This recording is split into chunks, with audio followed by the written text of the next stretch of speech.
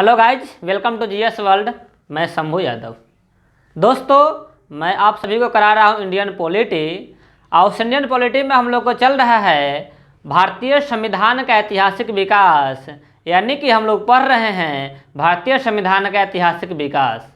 हम लोगों ने पढ़ा भारतीय संविधान के ऐतिहासिक विकास को मैंने दो भागों में बांटा, और एक का नाम था कंपनी का अधीन शासन और एक का नाम था ताज के अधीन शासन, यानी ब्रिटिश क्राउन के अधीन शासन।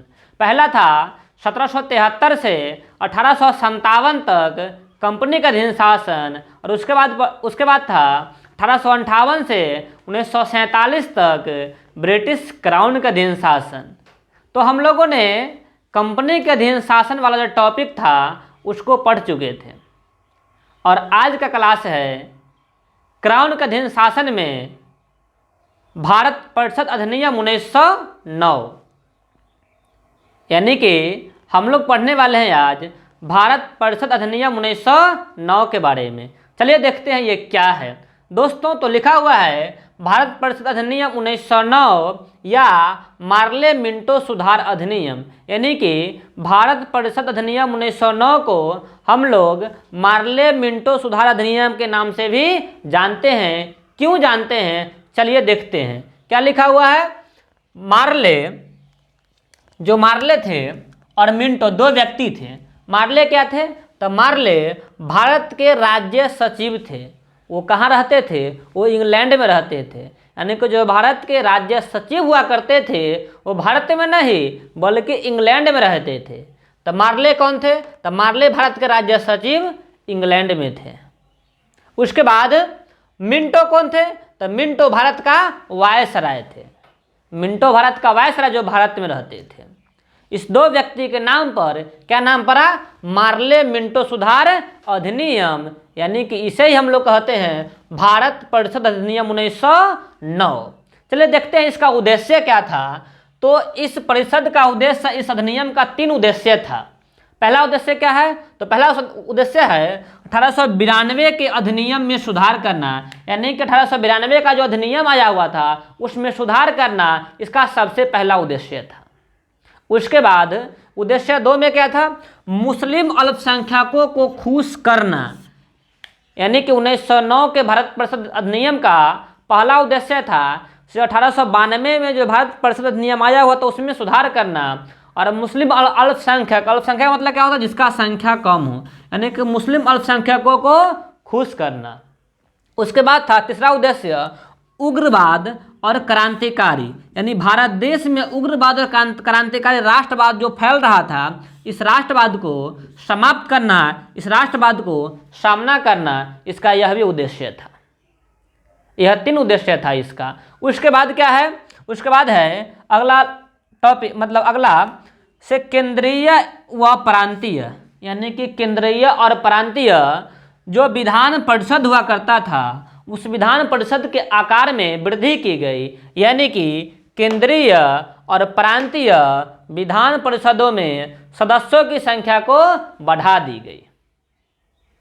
क्या लिखा, केंद्रीय विधान परिषद में सदस्यों की संख्या पहले कितना था, अधिकतम 16 से बढ़ाकर इसको 60 कर दिया गया, यानी कि केंद्रीय विधान परिषद के सदस्यों की संख्या 16 से बढ़ाकर 60 कर दी गई 1909 के भारत परिषद अधिनियम में।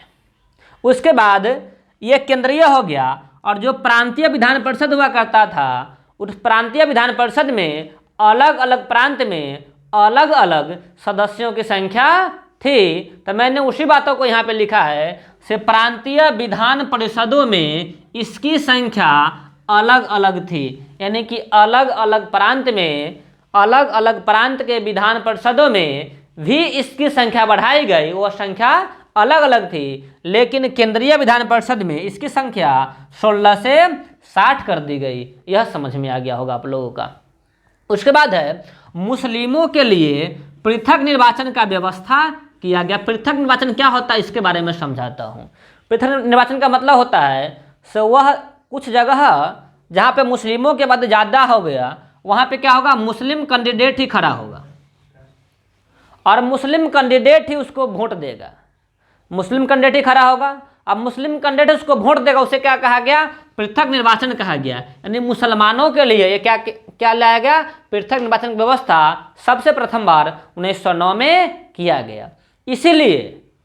इसीलिए इस समय जो लॉर्ड मिंटो है, लॉर्ड मिंटो भारत के वायसराय थे। इन्हें ही भारत देश में सांप्रदायिक निर्वाचन का जनक कहा जाता है। सवाल आपसे पूछेगा सांप्रदायिक निर्वाचन का जनक किसे कहते हैं, तो क्या हो जाएगा? लॉर्ड मिंटो हो जाएगा। इसी आधार पर 1919 में जो परिषद अधिनियम आया हुआ था, उसमें भी सिखों के लिए भी, एंग्लो इंडियन के लिए भी अलग पृथक निर्वाचन क्षेत्र की, मतलब अलग सांप्रदायिक निर्वाचन की व्यवस्था किया गया था। सबसे पहले कब किया गया? 1909 में। इसका जनक कौन है? तो लॉर्ड मिंटो। इस बात को हमें ध्यान रखना पड़ेगा। उसके बाद है जो वायसराय हुआ करता था, उस वायसराय के कार्यकारी परिषद में एक भी भारतीय नहीं हुआ करता था। तो इसमें क्या किया गया? वायसराय के कार्यकारी परिषद में भारतीय सदस्यों को चुने जाएंगे, ऐसा प्रावधान 1909 के भारत परिषद अधिनियम में किया गया। उसके बाद क्या है? इसमें जो सबसे प्रथम सदस्य कौन थे? तो मैंने इसी बात को लिखा। वायसराय के कार्यकारी परिषद में प्रथम भारतीय सदस्य के रूप में सत्येंद्र